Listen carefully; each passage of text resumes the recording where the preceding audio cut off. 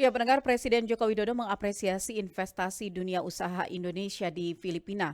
Kepala negara mengatakan hadirnya perusahaan Indonesia yang menguasai pasar di Filipina hendaknya berdampak positif bagi para petani Indonesia yang menyediakan bahan baku produksi.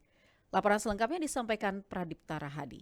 Rekan-rekan media yang saya hormati. Presiden Joko Widodo menutup rangkaian kegiatan di Filipina dengan mengunjungi pabrik Indonesia di sana, yaitu Kopiko Philippines Corporation (KPC). Presiden Jokowi sempat melihat-lihat produksi hingga packaging dari produk yang dihasilkan dari kopi Indonesia tersebut.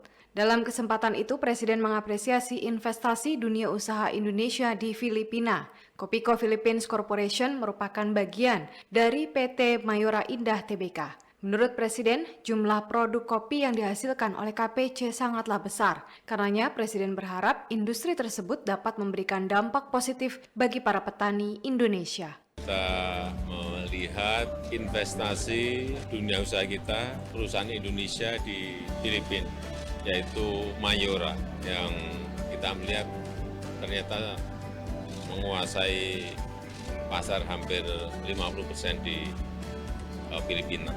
Jadi produk-produk kopi saset yang jumlahnya saya kira sangat besar sekali, dan itu akan memberikan kontribusi pada kebutuhan bahan baku kopi, singkong, dan lain-lainnya yang akan sangat bagus untuk para petani. Adapun Menteri Luar Negeri Retno Marsudi mengatakan bahwa kerjasama perdagangan dan investasi kedua negara bertumbuh dan berkembang dengan sangat baik. Bahkan penguatan kerjasama kedua negara disepakati dengan saling membuka akses pasar, baik untuk komoditas Filipina ke Indonesia maupun sebaliknya.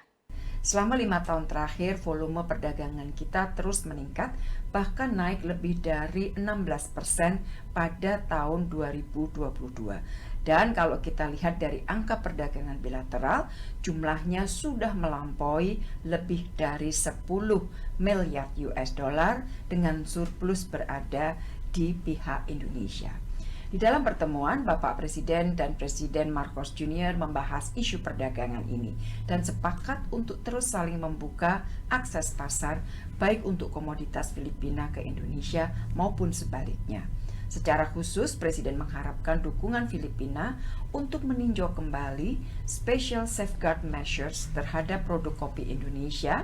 Setelah selesai mengunjungi Filipina, Presiden Joko Widodo dan rombongan langsung bertolak ke Hanoi, Vietnam. Di Vietnam, Presiden Jokowi akan melakukan kunjungan kenegaraan, membalas kunjungan Perdana Menteri Vietnam, Pham Minh Chinh, yang telah berkunjung ke Indonesia pada tahun lalu.